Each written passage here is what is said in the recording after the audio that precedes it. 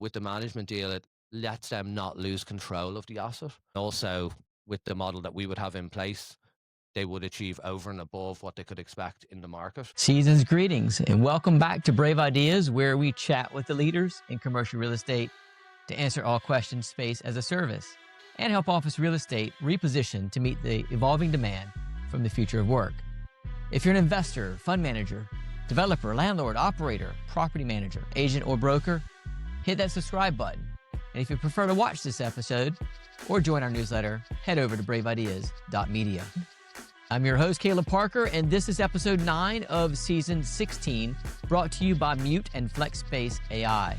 And today we're unwrapping the iconic office's story in the Mute showroom in Clerkenwell, London, with founder and CEO Joe McGinley.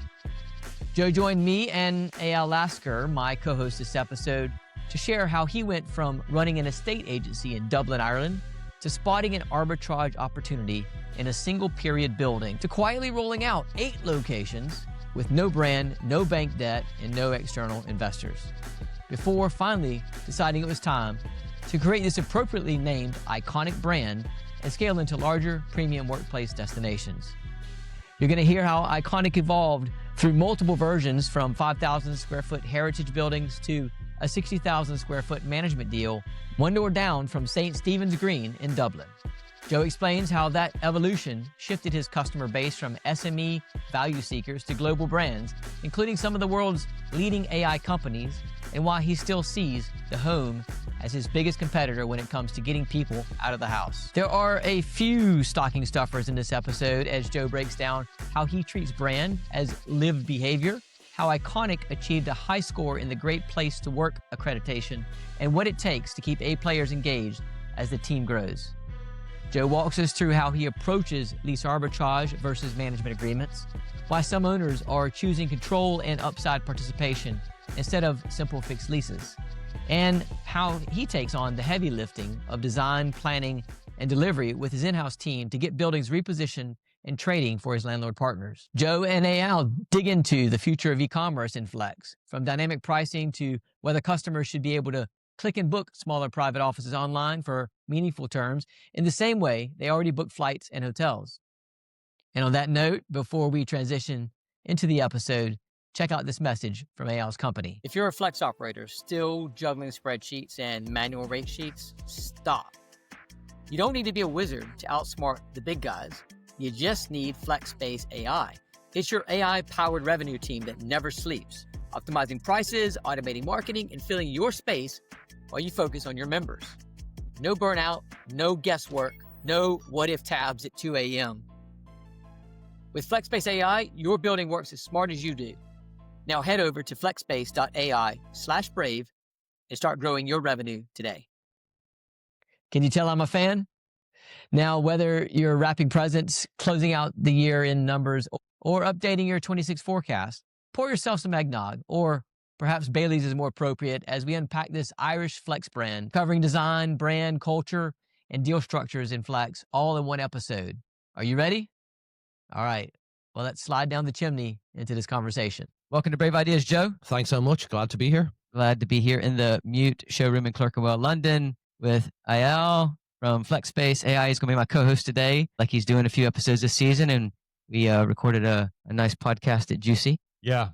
Thanks for having me. It's been a blast, and I hope it was valuable yesterday. Valuable indeed. It was a great conversation. I think we got some good engagement. Joe, you were there. What did you think? Yeah, I thought it was brilliant. I thought the speakers were very motivational, and I thought it was very future focused, which is the way that, I like to do business. So I found it really informative, and I always find going away to things like that, for me, it's all about just getting perspective again, and getting the train back on the tracks and remembering what's important and where you're going. So I always like to travel to learn new things. So it was brilliant. Great event, great topics, and delighted to be here in the Mute showroom. Looks unbelievable. Awesome. Well, shout out to Emily Lashmore. She puts on a really good event. I think it's the 3rd edition in London for Juicy UK. I usually end the episode asking what the future of Flex looks like, but just since you alluded to it a moment ago, what do you, based on yesterday, what do you think the future of Flex looks like? That's a big question. And the future of Flex in the world, I'm not sure. I probably have a fair idea what our future looks like. But I think ultimately, Flex is the future. We see this kind of on-demand economy and, the lack of patience, I guess, from people. So I just think more and more people are going to continue to go towards flex, looking for that kind of amenity rich, hospitality led, less hassle, less fit out, and just a simplification of the office product. So I just see flex space continuing to grow and continue to eat up that traditional office space market. Well, there you go. There's the podcast. We're done now. Okay, drop the mic. Yep, there we go. Mic drop at the very beginning. No, Joe, we had breakfast this morning, had a really good chat, known each other for several years. I had the privilege to come over to Dublin and tour some of your sites with you. Had a great curry that day as well. Since the moment I came across Iconic, I was impressed. I was inspired. The aesthetic, the way your brand positions itself on socials, everything you do, I'm just impressed. And I'm not blowing your smoke up right now. I really believe that you guys are doing amazing things in Dublin. I want to start though in this conversation going back to the beginning, because I think you got a really cool story. Can you share a little bit about how you got started and then those early days into what you are today? Oh, yeah, I'm not sure about the story piece, but yeah, I'll come to that. But first of all, I just want to say thanks a million for chasing me down. I appreciate it. You took the time out to come over and see us and walk spaces and have lunch. So it's been great to develop that rapport with you. So the story, I don't know where to start with that, but if we go back to, I guess, the start of my property career, maybe, I set up an estate agency business. It was called Bespoke, and it was on a street called Lower Baggot Street in Dublin city centre. So I had that business for a number of years. And while I had that, I set up another arm of the business, which was flexible workspace brokerage business. It was called Bespoke Serviced Offices. So I built those two brands up at the same time. Then I kind of transitioned into Iconic as well. And so I disposed of that business to Bespoke, the estate agency business, and entered the world of flexible workspace. In 2011, I believe it was, you entered into the flex world? Yeah, exactly.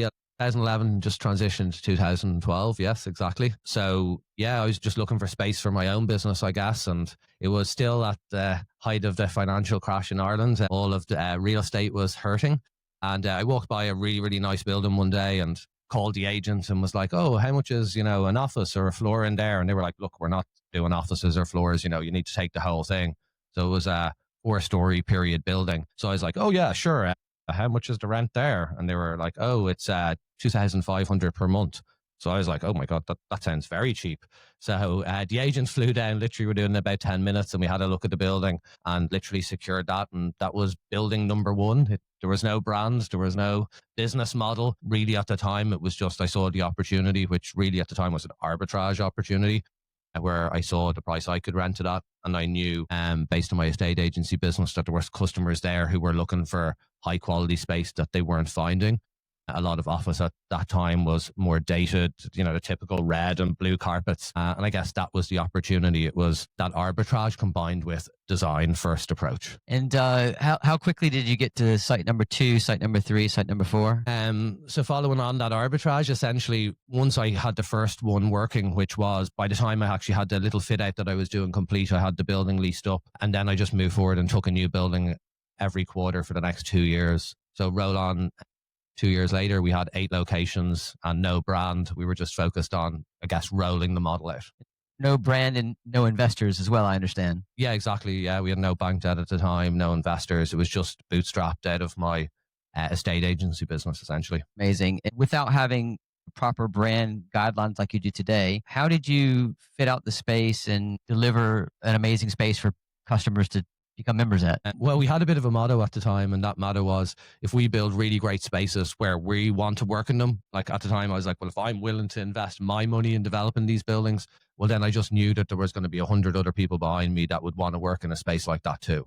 And I guess that was the model. So we also used to say at the time, build it and they will come. And that was the strategy. So there was no brand guidelines. There was no business plan. It was just very simple. And I think sometimes that's the best way to go, because that just lets you prioritize taking action. And so it worked out well. It let us get that phase 1 complete, which gave us scale. And then at that point, that allowed us to then get in, underpin the structure and get those strong foundations in then.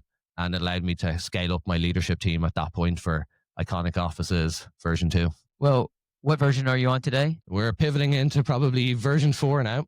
So version 4, version 3, what I've seen on looks amazing, and I probably place it in the premium realm of in the ecosystem, premium brand. How different is version 3 from version 1? Oh, it'd be distinctly different. So those earlier buildings, those buildings 1 to 8 would have typically been, those heritage style, Georgian or Victorian style buildings, 5,000-6,000 square feet. They would have been the typical profile of what we would have been doing in the early days. If we skip all the way through to, I guess, what we've been doing more recently, if we look at our latest building, which is called Hume Street House, it's located one door away from St. Stephen's Green, which is the number 1 address in Ireland that people are looking for. It's a superbly located building. That particular building will comprise 7 kind of interconnected period buildings to the front with a glazed atrium connecting it into a brand new constructed office block. So it's distinctly different, I guess, from where we would have started. And we'd be deploying a completely different skill set as well in terms of fitting out and designing buildings at that scale. So in that version 1, you had, I think you had a sort of grew to a team of about 12 people. We had your CMO at breakfast this morning. And she said, I've been with the company for 10 years, started with 12 people and now we're at 70. One of the questions that came up at Juicy was, as a company, as a co-working brand starts to scale beyond their initial locations, how do they ensure that the values continue in that scaling when you add more people to the team? Make sure your core values stay the same and you deliver that on that brand promise.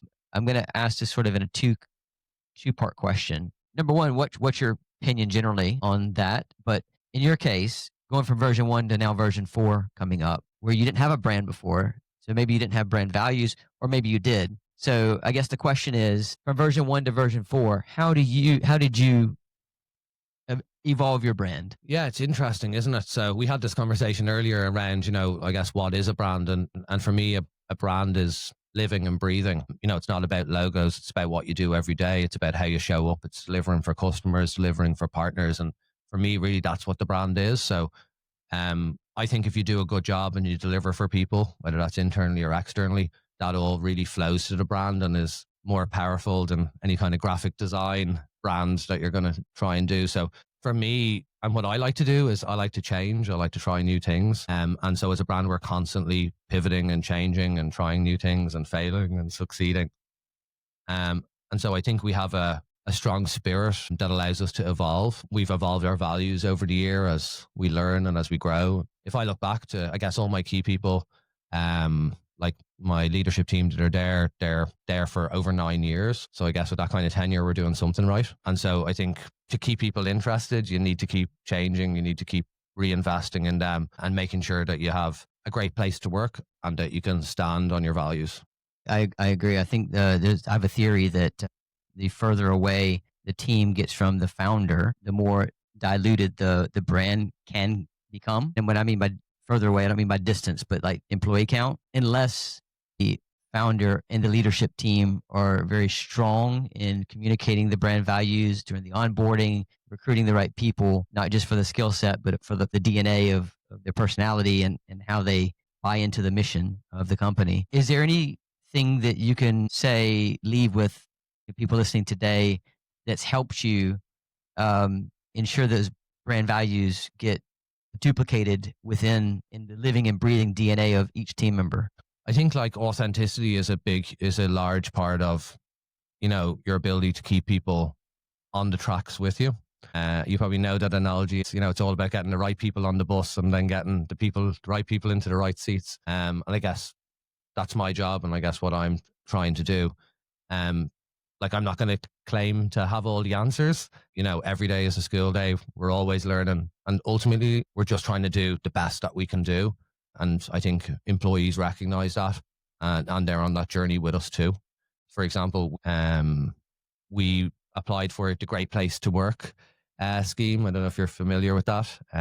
To succeed and to get the accreditation, you need to score 65 out of 100. And we scored 85 out of 100, which is very, very high. And so part of our mission moving forward is to kind of capitalize on the work that we did with the Great Place to Work. There's a lot of great ideas and feedback coming from staff. And I guess just to continue to improve on a daily basis. Like I said, we don't claim to be perfect, but we want to be better every day. And I think people like to be around that kind of energy. And yourself, we've got quite a few A players and A players attract other A players. So it's just, trying to prioritize, getting the right people in, keeping them interested, get them working on things that they're really good at. and then just getting that compounding effect coming through. Compounding effect it's a good phrase. I like that. I'm going to bring you into this conversation, Ayel, because you've been in your career, you've been part of scale ups, some big names, and now you have your own company that you're scaling a culture. So I'd be curious your take on this whole topic here as well. So as you mentioned, right, I've seen it with hyper growth companies that I had the opportunity to work for. If I think about Klarna, Uber, WeWork, right, it's kind of join each one of them in a hyper growth stage where you just recruit people on a daily basis. And it's just incredible to see how the team grows. It's a true challenge, right? How do you keep everyone aligned? And I think mission, like having a mission and hiring people that align and believe in the mission is super critical. Because if people are joining for the mission and not just for the job, then you'll get the alignment. But there's always this North Star in every decision that the organization is going to make to align with the grand mission of the company. I love the word mission. And I think in co-working in general, if I generalize, I think a lot of our customers are entrepreneurs. And we all know entrepreneurs start to solve a problem, most of them. And that's sort of their purpose and mission and the impact they're trying to make on the world. And they're trying to recruit other people like them. So I think what you both said there is spot on. I do have a question just to double down on the conversation before with Iconic Rides version 1, 2, 3, and 4. So we spoke about how the organization evolved, but I'm also curious how your demand or customer base grew from, V1 to V2, 3, and 4. Have you seen any changes as you were evolving the brand and evolving the locations that are part of your portfolio? Did it made any change on the type of customers that are part of your co-working today? Yeah, gigantic. And it goes back to the brand piece as well. And I guess how much the brand has transitioned since day one from being a bootstrap company. Well, technically still a bootstrap company, but there's been a huge amount of change there. So those initial sets of buildings would have been all about really SMEs. It was good quality space, price effective, and offering good value to customers. Hence to why it didn't need to push a brand really, because it just made commercial sense to customers. But it was primarily targeted at SMEs. I guess where we're at now would be a completely different situation. In the Irish market, we'd probably have more global names than any other operator. And we'd have 3 of the top 10 AI companies in the world. The list goes on and on across all those sectors. And so in the Irish market, we'd be operating kind of right at the top of the market. So every day we'd be dealing with household names that you would know, essentially. So we've transitioned from probably below the middle of the market with that initial concept all the way through to where we are today. And I would say that our latest building, which is Hume Street House, like I mentioned, I think that's the best flexible workspace building in the country. So yeah, I guess we've ran all the way through those different versions and years. And we've continue to step up the customers that we deal with as we've managed to step up the quality of the spaces that we've been developing. And with our partners, the client list has improved and grown with that. And I think one of the things that differentiates us at the moment in terms of delivering for those large global names is just a way that we can do custom builds. So we do a lot of the design in-house for that. We can turn them around really quickly. Can I just ask when Absolutely. you say custom builds, you mean customers on floor, or what do you mean? Yeah, whatever they want. Anything they need, we do it. So if they're looking for anything from phone booths, build us a meeting room type thing, into complete custom floors, like industry specific kind of layouts, needs and wants, anything that they want, hitting complete global standards. So for example, we did an entire building for a huge online e-commerce, probably the biggest in the world. And we would have, gone in, completely rewired, built comms rooms to their specification. So we can do anything that people want. We have done the case studies and the track record to be able to show them, and they know they can trust it. And anything we do from a construction side, there's never any price creep. As soon as we go in, identify the works, we'll price it, and there's never any fluctuation there. And then we always hit the deadlines. Is there any challenge or a thought around if you do anything they want, well, their brand might be below your standards? Does that dilute your brand, or do you not care because it's their own space? Yeah, look, we're not in the business of telling people how to do business. We're in the business of supporting them to do their best work. So whatever they feel like they need to do to deliver that, we're there to support that. Obviously, we're dealing with a lot of requests on a weekly basis from different companies in terms of the design that they would like for new office, but also going back to existing customers, retrofitting, bringing in, a bit more of an innovation into their space that perhaps they didn't do themselves. If you're a landlord or flex operator trying to future-proof your building without wasting time or money, this is for you. Mute turns traditional fit-outs on their head. Their Mute modular acoustic rooms can be built, moved, or reused in days, not months. That means lower capex, less waste, and faster returns, all while creating quieter, more beautiful spaces your members actually want to work in. No demolition, no downtime, no sunk cost. Just smarter design that upgrades, reuses, and profits. From static white boxes to dynamic workplaces, head over to mute.design/brave to change the game for offices that never stand still.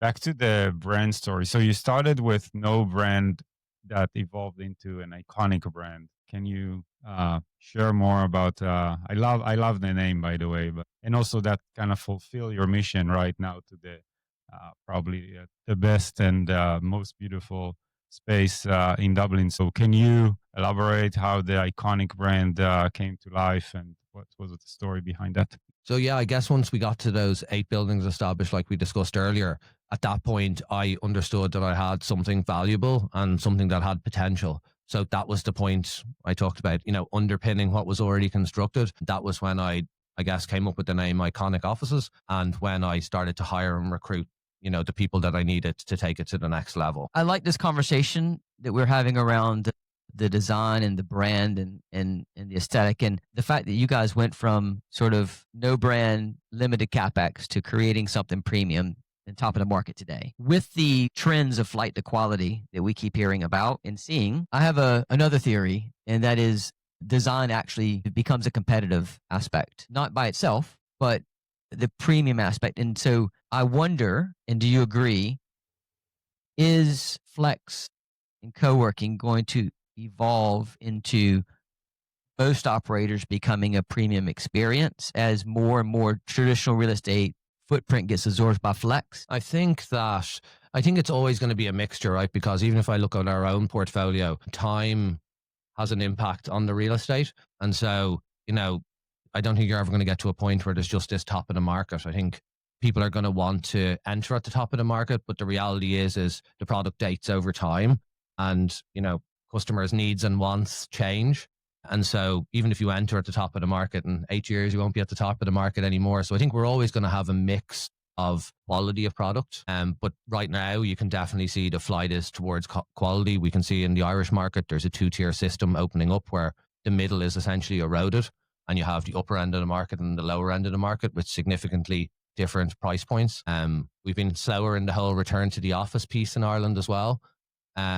Biggest competition that we have right now as a flexible workspace provider isn't other competitors, it's the home. Still a challenge. And look, at the end of the day, what's going to get people out of their houses, and that's a better experience than they have at home. So if you can't make it more comfortable, you can't make the coffee better, you're going to struggle to get these people in, right? So I guess the story there is that you got to either have a better experience or a cheaper experience. Pretty much. Okay.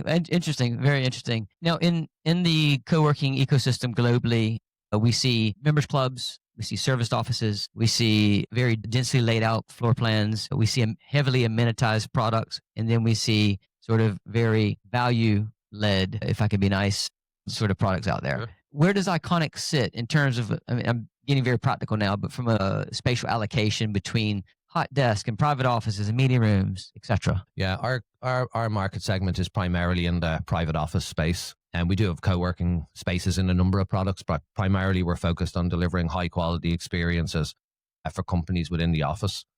That's our main focus. I don't really see that changing.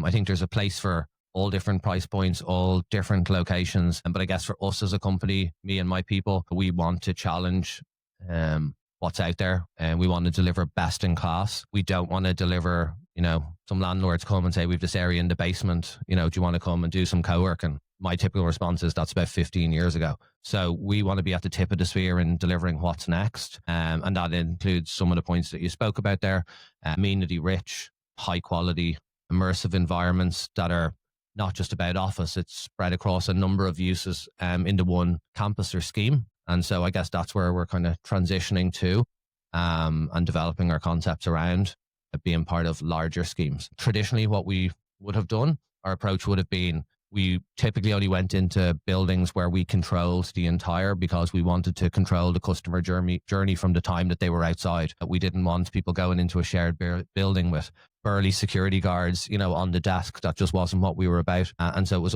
always really important that we could control that customer journey. And I think our vision now is to take that customer journey concept that we've had around our own spaces and seeking to deploy that into larger schemes, whether it's in Ireland or elsewhere. It's just about finding like the right opportunities. As a company, we're primarily focused on the Dublin market, and we still have a lot of work to do there. And we have a lot of ideas in terms of like lifting the product. So it's definitely Dublin first, but like open to ideas too. So when I was over in Dublin, we toured a few of your buildings, and I remember the Linux building on the first floor. We had a co-working space in there with this amazing floral with a tree coming out. It was like Instagram worthy, right? Sure. Like I took a picture.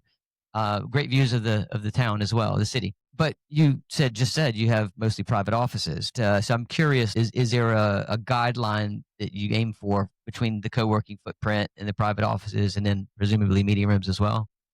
To be honest, we don't work off of, set percentages. A lot of what we do is based on instinct, because what we're trying to do is create a feeling. And so, like I said, primarily our focus is on delivering that private office experience. And we will do a bit of co-working, like where it makes sense or contributes to the overall, I guess, atmosphere of the building. Meeting rooms are obviously critically important as well. And we'd always be doing, multi meeting room options per location. And we will rent them internally and externally as well. So that'd be a big part of what we do. But really, to be honest, when we approach buildings, what we're looking at is, what way can we optimize this best? Who's the target market? Who's our partner in the deal? If there's a partner, and what are they looking to get out of it? And so, look, I always start with, and my team, we always just start with like a blank canvas. And it always starts with, if there's a partner, what do they want? And then who are the customers going to be? And then chasing that down to deliver the best optimum experience based on the location, where we expect the rates to be at, etc. So when you started the business, the industry was mainly about internal customers or the members in the space. And as the industry evolved, we started seeing more of on-demand or opening the spaces to the local communities and people that are not necessarily part of your members in the space. How do you think about that? Yeah, like I think opening it up to the wider community is a great idea. Like, for example, I actually covered something about 3 Fridays ago where we had a local bakery to the Lennox building, which you mentioned there, who were going to do a pop-up event outside with a tent, but it was raining. So we did a deal, got them all into the lobby and brought them inside and allowed them do they had kind of 3 events in a row that night, allowed them do them within the lobby. So yeah, I think like, again, the future is about inclusivity. It's about like operators and communities and developers and everybody working together. And I think ultimately the more people involved, the richer the product. The richer the product, the more differentiation that you have, and potentially the more stickiness that comes with it. So like, I'm totally open to having more people involved and different products and innovating on the products. And yeah, I think that's the future. So bringing in local communities and other people is an important part. What about the pricing piece of that? We've seen that with co-working, obviously there are days or hours of the day that are more popular than others, which open the opportunity to think about dynamic pricing to smoothen supply and demand. Is that something that you're actively thinking about? Actively thinking about it since I met you. Before that, to be honest, not so much. Like I guess as a CEO, there's always lots of things to consider and lots of fires that need fighting. So that was just something I hadn't got to, being straight up and honest with you. But beforehand, we just said I'm going to set up a call with my business process team to kind of understand it better. So yeah, I think it has the potential to fill a void which is there at the moment, which is, I guess, maximizing profitability for operators. I need to personally do a bit more research in terms of understanding benefits, any potential negatives. But like, obviously we can see it working in other industries, booking flights, hotels, all of them. So I don't see why that wouldn't transition over to flex. But at the end of the day, the lens that we're looking through is from the customer's perspective. And so I'd need to do my diligence to make sure that's going to work for them. Dynamic pricing doesn't always mean higher prices. It also means lower prices, right? So Yeah, it needs a bit more diligence, but I'm sure that it is going to be part of the future. I think that's the way that the world is moving. Yeah, we talked about yesterday at Juicy, we were talking about the airline industry and so forth. And for a long time, I've believed that we need to do a better job in our industry of having our products bookable online. And thankfully, a lot of the operating systems are making that available. But to really create a rich e-commerce experience, I think we're still lacking a little bit in the industry, or at least the adoption of it. I do wonder, as people vote with their feet, as companies give people choice on where to work, how much the on-demand booking segment of the market is going to grow. I mean, Liquid Space in the U.S. has been around for 15 years now, and they're growing massively, having big uptake in the U.S. Certainly, there's different platforms like that here, but we don't mind, but we prefer those customers to book directly, of course. So if our website's enriched to be able to accommodate that and get people to convert into a booking. But my bigger question for you, Jeff, is that's often a meeting room question or people booking day passes. What's your view on e-commerce for private offices? Would you allow a private office for 10 people or 2 people to be booked online for a year, 6 months? Yeah, I think so. I think where the office is smaller workstation numbers, let's say you suggested sub 10. Yeah, I could see that working for day offices, for example, but also for longer term contracts. Yes. I think once you get over that 10 workstation, that's where we start to get into customization. And so over that, we would see that requiring a consultative sell process whereby we understand the customer a lot more, their needs and wants, the ways in which they work, so that we can maximize what we're doing within their own 4 walls. And so the answer to your question directly is yes, maybe on the smaller workstation deals, and probably not so much on the larger deals, but definitely has a place and something that I think we'll be looking to try in the future. And you just said looking to try in the future.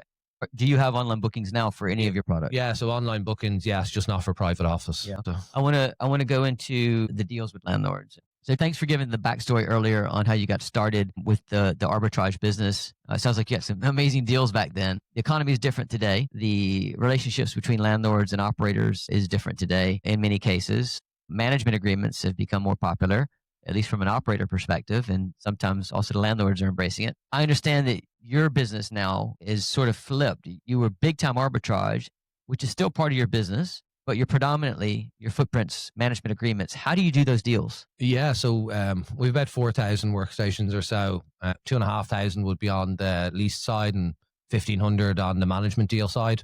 So I guess I think the future for us is probably more around the management deals. I feel like it just creates for a better atmosphere and ability to develop a better quality product. And so like as a business, that's the direction in which we're pointing. We're just coming off the back of, like I said earlier, Hume Street House is the most recent building, 60,000 square foot management deal. And with a great partner, we've done another similar size building with them previously. And so we have a very good track record in that space. It works really well for us. It works really well for our partners. And I guess we have the real life case studies to be able to back that up. And so in terms of where Iconic is going, I would see management deals being a big part of that. And we do have lease property in the pipeline as well with one of our existing landlords. And so, look, we're open to whatever comes along. But I think from a strategy perspective, we would be prioritizing management deals first. That just makes the most sense for us, and it allows us go to where we want to go, which is to have more impact on schemes of a larger scale and to be maybe a bigger part of a bigger solution ultimately. Yeah, from our own perspective, we like to label ourselves structure agnostic. We can cut a deal, slice and dice it sort of different ways, but the landlords, because they have the asset, their cost of capital is much cheaper. So when you do a management agreement and they're financing the CapEx, then you've got a business plan there that's predominantly their business. But when you do a lease deal, it's your business. But are they still financing the CapEx or with their lower cost of capital, or how do you structure that? Like, it just depends on the deal. So like the way that I work it is it's driven by the building owner. So ultimately, if you're doing a lease deal or a management deal, that owner is going to have certain criteria that they need to hit, whether it's for bank, internal credit committees, etc. And so what we look to do is understand what the building owner is looking for and then look to deliver a strategy that everybody wins, but we need to hit what their goals are ultimately. So it's driven by the building owner. Yeah. So ideally in the management deal situation, we would have the partner we would come and put our expertise into the deal. So we'll come with the business plan. We'll take over all the construction work. We'll develop, I guess, the entire business strategy and business plan there, which the building owner would buy into. The way that we do it is that we give them the control. So they foot the capex, they own the assets.